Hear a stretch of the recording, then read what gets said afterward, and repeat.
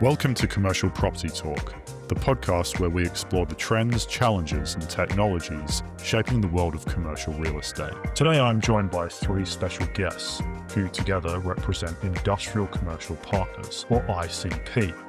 Mark Bond from Facey Property in Melbourne, Matthew Herrett of Link Property Services in Sydney, and Phil Levesque joining us from FAL Property Group in Brisbane. Together, they form a strategic Eastern Seaboard partnership that proves collaboration can deliver the best of both worlds: deep local expertise with powerful national reach. Let's get into it. Gentlemen, great to have you with us today. Thanks for having us. So I've got a lot of questions about ICP and its vision and purpose. But before we get into that, I'm curious to understand the specific areas in real estate you focus on, because as I understand that the three of you bring something different to the table. So just for myself and our listeners, could you give a brief overview of really three things: what you do, the typical profile of clients you work with, and some of the key geographies you operate in? And we'll go north to south. So we'll start with Phil in Brisbane, then Matt Herrett and Mark Bond. So Phil, the floor is yours, my friend. Well, just in a nutshell, so yes, we're based in Brisbane. We're based in Milton, which is just in the inner west there, about 1 kilometer out of the CBD. And we have a strong focus on industrial, but also retail in our business. So across sales, leasing, and management. Probably one of the leading boutique agencies in Brisbane. And we've got quite a decent sized management portfolio of about 1.2 billion of assets under management. And we'll probably have a team of about 25 people. And we're quite strong in the north, the inner north, the inner south, and the west tends to be where we focus our patches. Mm-hmm. I'll pass it on to Matt. It's Phil. G'day, Gary. Look, Link is a business that was founded in 2010. We have 3 offices in the Sydney metropolitan area, an office based in Mascot next to Sydney Airport. We have an office based in Newington, which is sort of in between Silverwater and Homebush, in, I guess you'd call it the centre of metropolitan Sydney. And we have an office in Liverpool, which is the southwest corridor of Metro Sydney. And our business, very similar to AL and Facey's, we are focused predominantly on industrial real estate. We do sales, leasing, and management. And we do, depending on the markets, cross over into commercial as well. For example, South Sydney, our Mascot team, there is a lot more gentrification in that marketplace. So they cover off on a lot more office and mixed use as well as industrial. Whereas our Liverpool business, for example, is predominantly really just industrial.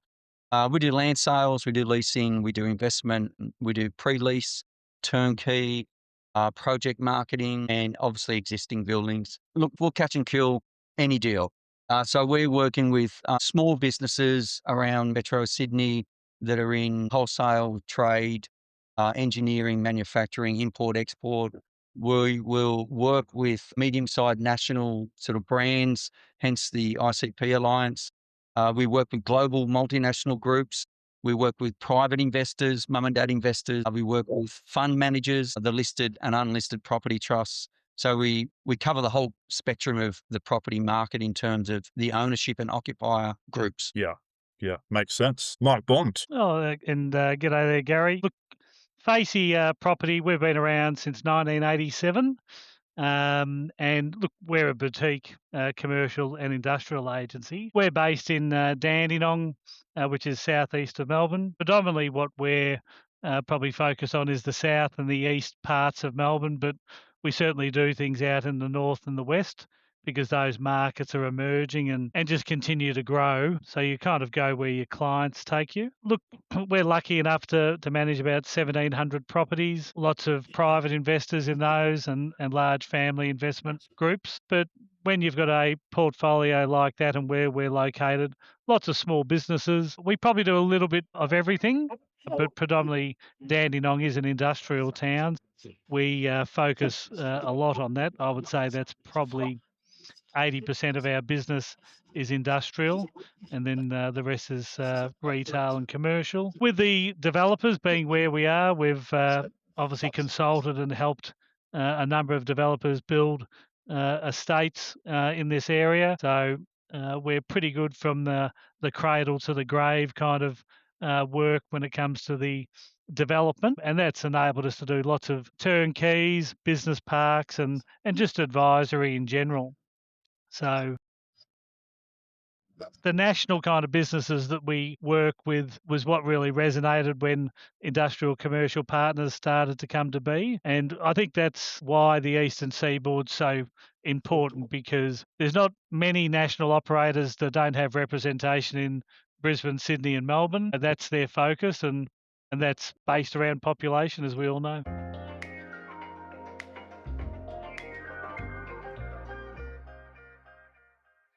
Thanks for the introduction, guys. And you've got a really interesting blend of skills there, which we're going to come back to and talk about as we progress through the conversation. For now, let's stick with the story. So you've obviously established yourselves in your respective geographies. Mark Bond, how does ICP then come about? And how has it evolved up until today? Well, I suppose a few years ago now, we got together with Link Property and FAL joined us, and the synergies with the businesses being, and I think this is really an important part of it, being real estate agencies that are well respected in their own markets, have a very similar ethos about being customer and client first, and probably client first in as far as we're only as good as our landlords and the properties we manage and advise. And we've just got that shared philosophy that we've got to help them facilitate a bit of growth. And part of that's really been enhanced by just having the ability to be able to find out what's happening in the New South Wales markets, finding out what's happening in Queensland, understanding that, you know, we have shared experiences of real estate agencies, which can in turn help our clients. But we can also let them know, you know, where there might be an opportunity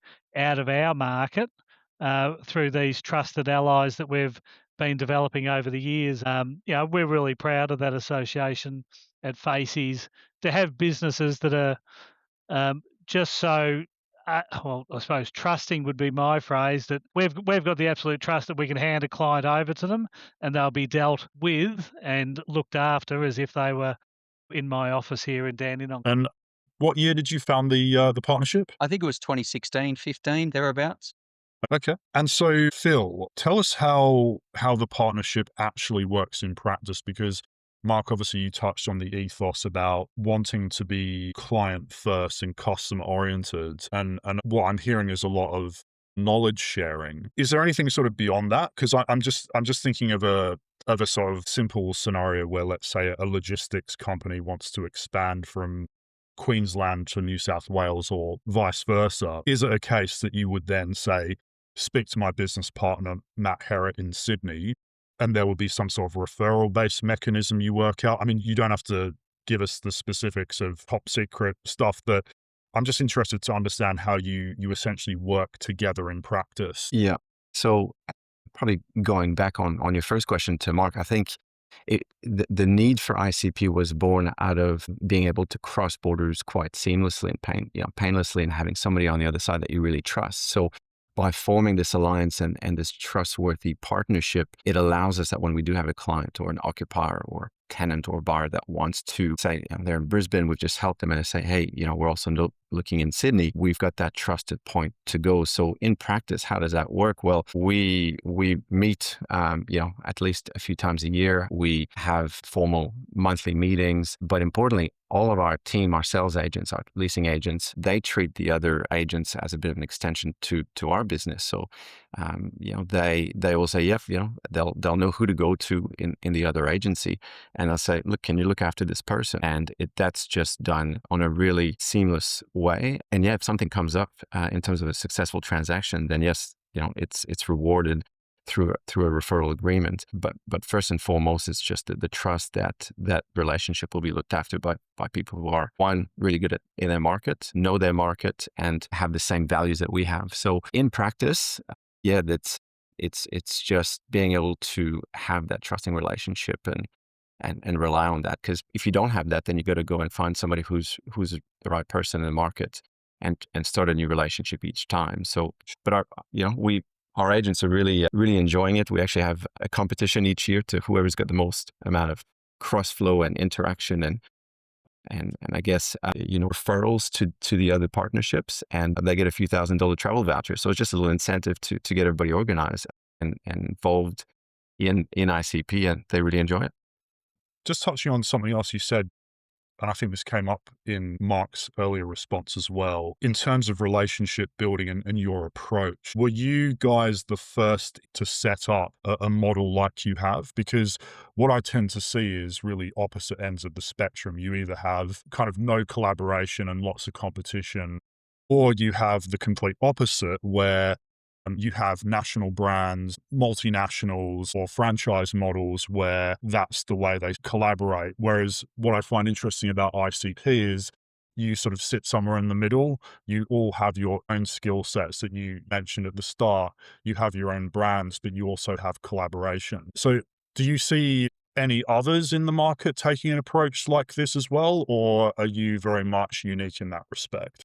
Well, but just something to mention from an FAL property point of view. So when we joined, we weren't one of the original members. And me and my ex-business partner at the time, I'm the sole director now, he's no longer involved in the business, but we were looking for a solution to have some sort of national alliance. And we thought maybe we'll start something. But then we found out about ICP, and we spoke to Mark Bond, we spoke to the gentleman at Link, and we said, look, we'd really like to join, because there was nothing else like that in the market. And I don't know if there is, to be honest, anything else like us out there.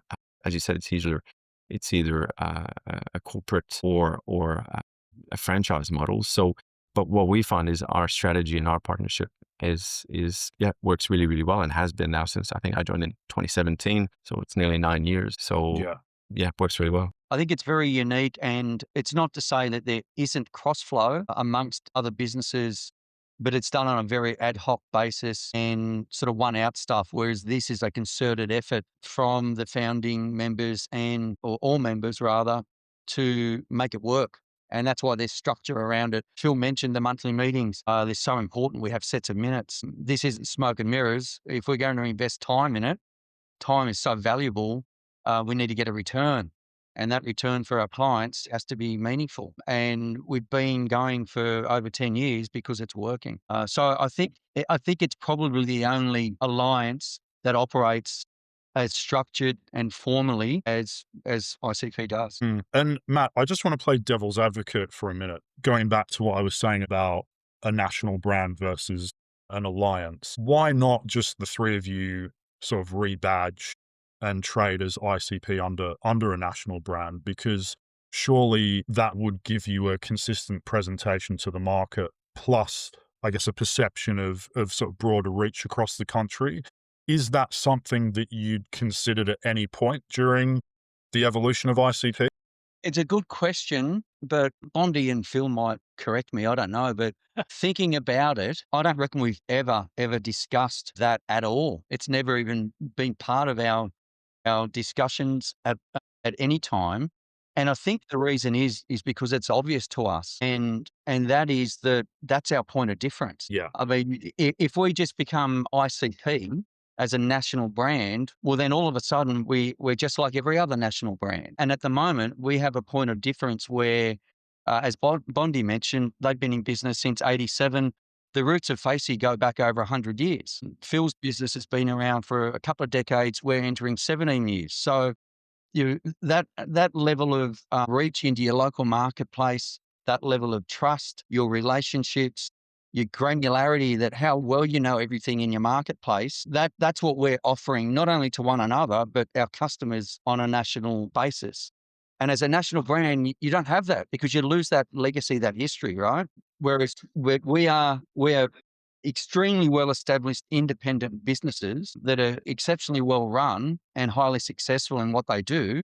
And as Bondi mentioned, he can refer a customer or a client interstate and have no problems, that they'll be looked after, extremely well-serviced, and get prime quality advice. Whereas a national brand, people are looking through an email list as to who to refer something to. Yeah. Yeah. So they sort of lose that personal touch. Yeah. It's very personal, very just personal. just to cut in a little bit. I think you may not have come across this, Gary, but there was a certain political leader speaking at the National Press Club yesterday, and she was talking a lot about monoculture versus multiculture.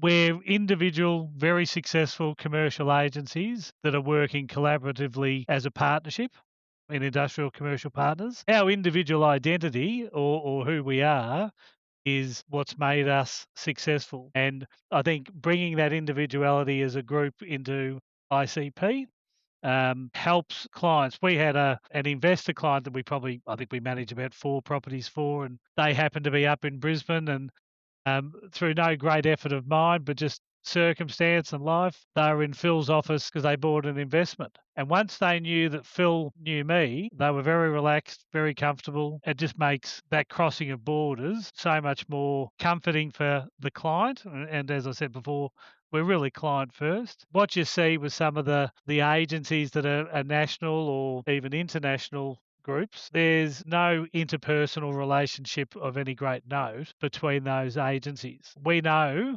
that if we've got to send someone up to solve a problem, Matt Herrett or Phil Levesque will look after it. And that's critical. And you mentioned an example of a cross-state success story. Are there any other standout successes that you've had where the clients particularly benefited from the partnership arrangement? There are. I mean, your audience can jump onto our website and have a look at 25 or 30 case studies that will show them the breadth of the work around the country. But one that probably summarises everything we do in a nutshell is a transaction or a group of transactions that ICP completed over a number of years. And it stemmed from a relationship possibly going back 10 or 12 years. I can't remember exactly. And that had its origin in Sydney with the Link team, and a business by the name of Provet here in Eastern Creek approached us with a view to relocating their Western Sydney distribution centre. And they had a global parent called Covetris, and the global parent used a third-party advisory group to basically provide them counsel and then to look after the engagement of all agents globally. And Bondi mentioned the personal relationships, and our local personal relationship director with Provet was a bit concerned that once it got to the global stage, we might be left out in the cold. But after going through a panel interview with an advisory group in the States here in Sydney, we were successfully appointed to run the transaction sort of management. And we subsequently relocated Provet, being the Australian arm of Covetris, into a new sort of 8,000 square metre facility in Erskine Park. And they were so impressed with just what we were able to achieve and bring to bear that they then, at the instruction of their American advisors, to seek further help around the country. And the upshot of that was it was a total of 6 transactions around Australia, actually 5 in Australia, 1 in New Zealand. Okay. Where we were able to lean on our industrial commercial partners to negotiate a suite of transactions on their portfolio. And I think that really reinforced to a national and global brand, not only the personal relationship, because that's where it stemmed from, but exactly how we could tap them into very high quality advice at the local level and provide a seamless transition across the states of service. And again, we had no problems with the negotiations interstate being handled because there is that level of trust in everybody's ability. Mm. I read your recent ICP property guide, and a common theme that came up across the seaboard was very tight markets. I know there are some subtle differences that you'll correct me on, but tight markets, relatively low vacancy rates. Do you think that that's helped the ICP partnership model succeed? Insofar as, let's say that I'm a tenant struggling to find space, by having access to a network of 3 very distinguished property professionals, I get the perception of, as you say, improved personal relationships. That trust element is much more satisfied and I have better access to stock opportunities. Is that something that you've seen as well? Look, it could be one element of it, Gary, but and I think that is a string to our bow. But I mean, if you look at it right now, we're actually going through a process, particularly in Sydney, where vacancies are increasing and letting up periods are increasing, and so the reverse could be true, where a vendor in one state also has a property in another state, and they have a long-term vacancy, and they need focus on it. And they need a little bit of grey hair and experience and people that are going to turn over and maybe bring a little bit of oomph and direction to a campaign to turn over every rock. So I think it purely just comes back to having a belief in your quality of advice and people that you trust to roll out a program on your behalf to one of your clients.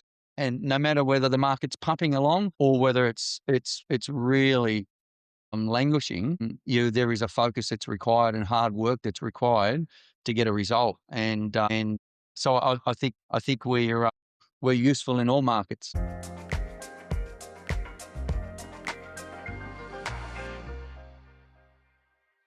And tell us about the future of ICP itself. Are you looking to take the partnership into other areas of Australia or even internationally? Because Matt, you mentioned the success case where it had led to an opportunity in New Zealand. So I'm curious to know what you'd be looking for if that were the case, because it would, I'd imagine that the process of expansion, because of your ethos, would involve a lot of careful curation. So yeah, how do you see that? Well, look, we've certainly done completed transactions on the West Coast over the last 10 years as part of ICP. And look, there will be discussions and opportunities for us to expand the network to that region. And so definitely do not put that out of the equation. That hopefully will happen if the right party is found that it embodies and espouses everything that ICP is about. I reckon that's the part, Matt. Like we've had the good fortune, I suppose, of having previous partners in Leadwell in South Australia and MLV in WA, where they certainly shared the ethos and the energy to contribute to the group. And provided they've got those kind of the ability to be engaged and to be there to assist our collective clients, we'll always welcome in parties that are the agencies of that type. But it's obviously a process where who knows with the the future development of those areas, even places like Tasmania, Darwin, or the synergies with some of the businesses in New Zealand. But it's got to be the right fit. We're probably lucky enough that we've got relationships in these other states that we can already help people. Yeah. We just know that the Eastern Seaboard is just such a vital backbone.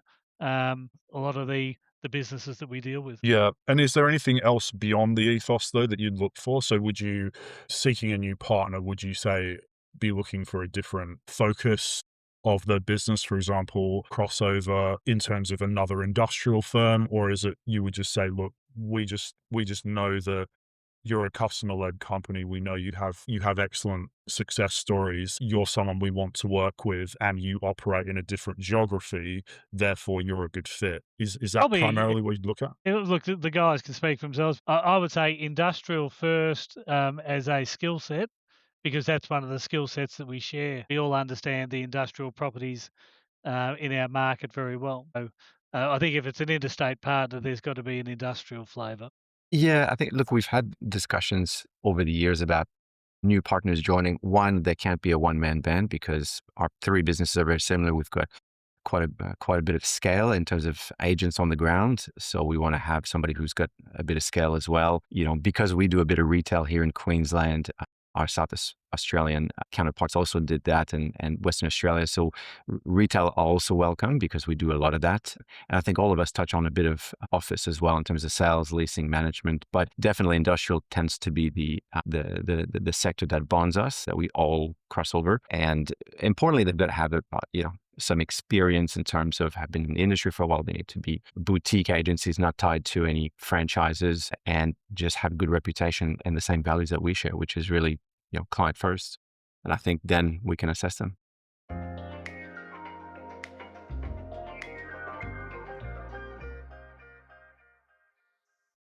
I want to take a moment now just to circle back to your respective geographies. So what we'll do this time is we'll go south to north this time. So sorry, Matt, you're Running you're second. second again. So Mark, in Victoria, I was reading an article in the AFR recently about how zoned land is quite short in supply. I think it's estimated about 140 hectares of zoned land is left in some of the areas that are very close to your turf. Now, I haven't been to Victoria for probably a good decade, so I'd imagine a lot of changes have taken place, but I'm interested to understand your experience with that and what's driving that. Is it a result of just a boatload of development that's happened over the years, or is it more to do with local government restrictions around zoning or something else? And where to next for Dandenong and its surrounding suburbs? I think if you look at Metro Melbourne, rather than just simply Dandenong, there's some great resources out there. But a person that I have a lot of time for, that's done a lot of research into land supply, is a fellow called Shane Robb from Urbis. Now, Shane, I was only talking to the other day, hasn't done a recent study out in the southeast, but he's been doing a lot of work in the north and the west, and he sees supply in those two critical markets as 2 to 3 years. And, as I think we can all understand, 2 to 3 years, that's a crisis. Out in the southeast, we're probably fairly similar. Back to your statements around, is it local government? It's state government. It's been the inability to understand and plan to have the land coming on stream as not only residential growth that has happened, but the increase in population. People need places to work. Businesses need warehousing to supply people with the goods. And we've probably just been really restricted by probably over 10 years of a government that doesn't really have an agenda past their 3 to 4 year term of government. And what I mean by that is, yes, they've done some great things with the rail, and they've done some things with a new Westgate tunnel that no one uses, but they've failed to understand that if they don't have the ready to utilise and develop industrial land without confusing zoning regulations, then businesses just won't invest that capital. We're seeing a lot of brownfield sites, which is potentially a good thing in and around Dandenong, where there's a number of what I would call the multinational or institutional developers deciding to knock down some older buildings and redevelop, and that's great because that's going to deliver. I was doing some math on it before. Over 510,000 square metres of lettable warehouse space in the Dandenong market, and that's huge. But that's lettable space. But what it's not doing is giving an opportunity for the owner-occupiers and those new businesses to go and build and invest in their own properties. And obviously, we've had some recent government changes with taxes that are holding some of these things back. But Okay. I see the market here as still being constrained, but I think with some of this brownfield development rather than greenfield, our supply in the southeast will be good without being outstanding. Matt, moving up to Sydney. So there's a new international airport being built in Western Sydney, which I've got to say I'm really happy about, because every time that I fly into Kingsford Smith, it just feels like a bottleneck. So with that in mind, what opportunities do you see for some of the industrial segments that you work with? And what role do you see Link and ICP playing in that development? Yeah, it's a big project. The new airport, Gary. It's opening shortly. I think Jetstar will be running flights out of there in a matter of a month or two, closely followed by Qantas, I think, early in 27. And then, and in between that, maybe I think freight is starting as well. And look, industrial, for as long as I've been doing it, which is 34, 35 years, has always been driven by infrastructure. And over the years in Sydney, we've seen infrastructure move and change and develop. and industrial has followed that. And I think when you look at that infrastructure, I don't know the numbers around the dollar values, but it'd be $20 or $22 billion worth of infrastructure that has flowed from the airport announcement. And the airport itself is about $5 billion of that amount, roughly. So on the back of that, there is a new motorway, the M12 motorway. It has spawned the M8, which is essentially joining the M5 onto the M4 motorway. We've seen the expansion of the M7 motorway, which opened only possibly 10 days ago, 2 weeks ago. And so that is just making Sydney move. Yeah. And all of that infrastructure is supporting the airport, which is a $5 billion piece of infrastructure. And then there are other elements of infrastructure improvements around Kemps Creek, the Munro Road precinct, Erskine Park, and south down to the Aerotropolis. So what that means in terms of the opportunities is we're seeing that whole center of gravity of industrial move. So big box distribution centres are now starting to head west and chase where the infrastructure is.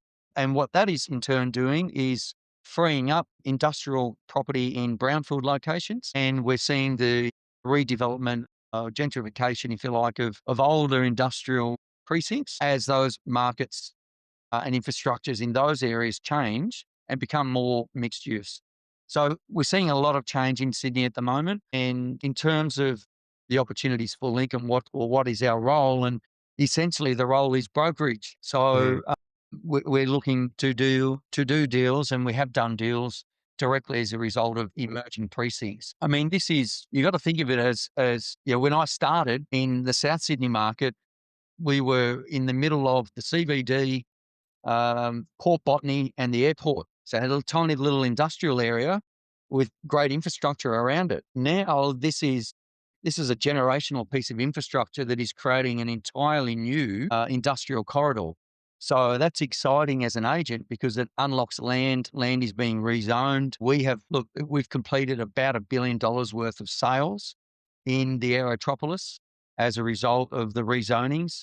And that's over a 5-year period. And as a result of those deals from Englobo land, it was cow paddocks beforehand, being rezoned, the large developers and institutions creating product or they're on-selling subdivided land. So that provides further business and knock-on opportunities. And as larger businesses come out and create a centre of gravity for distribution, their customers and their complementary businesses follow suit. And so you're getting not just the 40s, 50s, 60s, and 70,000 metre DCs, but then you've got their customers and clients coming out that are in 5,000, 15,000 square metre DCs. So it's been a particularly exciting piece of infrastructure. It hasn't been without its challenges with servicing.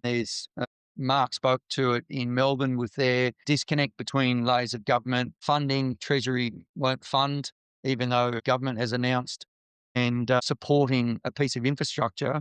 There are still some lags. There is still a lot to work through with the Aerotropolis precinct and the industrial precinct around, they call it Nancy Berg Walton Airport, but that is going to continue to improve over the next 4 to 5 years, and we will see that precinct develop over a 25 to 30 year period into an absolute powerhouse in Australia. Yeah. And let's now move up to Phil in Brisbane. So what do you feel are some of the key factors driving retail and commercial activity in Brisbane right now? Obviously, very tight market. There's the Olympics coming up in 6 years. What are some of the things that you're seeing on the ground? Yeah, thanks, Gary. Look, I've got a soft spot for retail. It's where I originally started in the industry. So I do like it. We do a lot of sales and leasing, and we manage a lot of shopping centers. So we do have a good finger on the pulse up here in retail. So I guess I'll start with the sales side of things.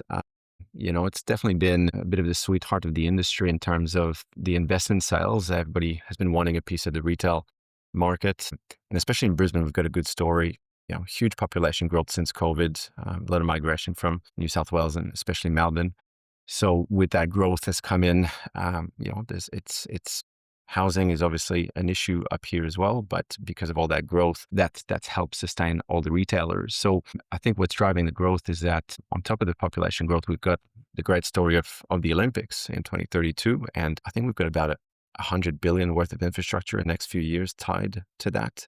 So that's driving a lot of investment up here. And, what we found as well, and I think the other sites have found too, is that there's been the rise of the buyer's agents, and the buyer's agents love retail and they love industrial, and they love to sell that to their clients. So there's been a big push towards selling retail investments, and that's pushed prices up.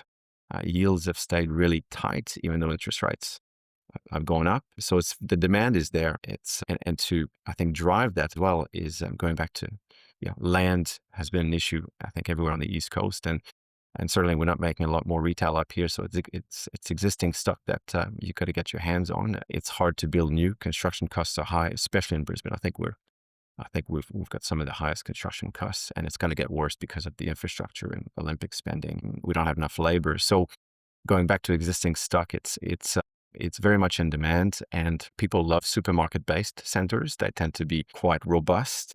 We manage a number of shopping centers, and usually you can sometimes see some retailers start to fail, but we haven't, even though cost of living's gone up, interest rates have gone up, there's been fuel prices, the war, and sometimes you think, okay, canary in the coal mine, who's going to be the first one to drop? But everybody's still paying their rent.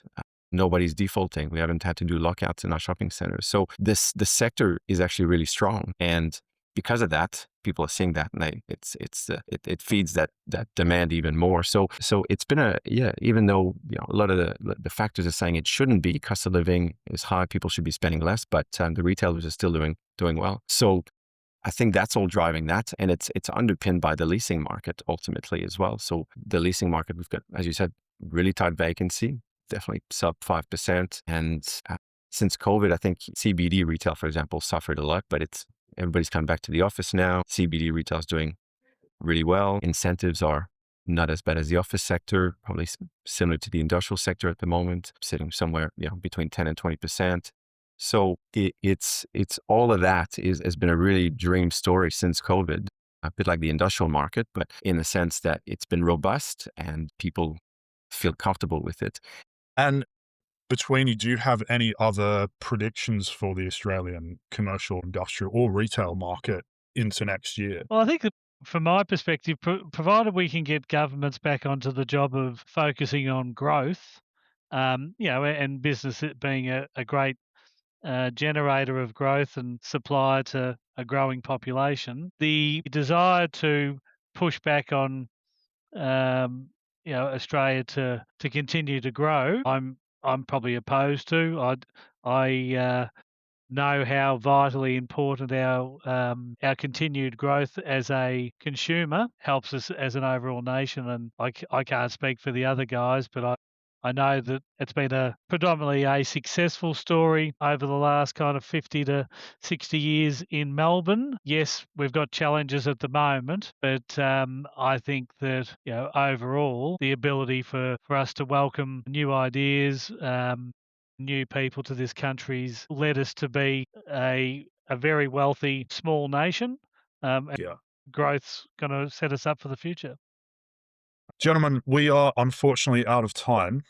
It's been a fantastic discussion. I've really enjoyed it. So thank you to each of you for your time and joining us on the show today. Thanks, Gary. Thanks very much, Gary. To our listeners, thank you for tuning in to Commercial Property Talk. If you enjoyed this episode, don't forget to subscribe for more conversations with leaders across commercial real estate. I'm Gary Clark. See you next time.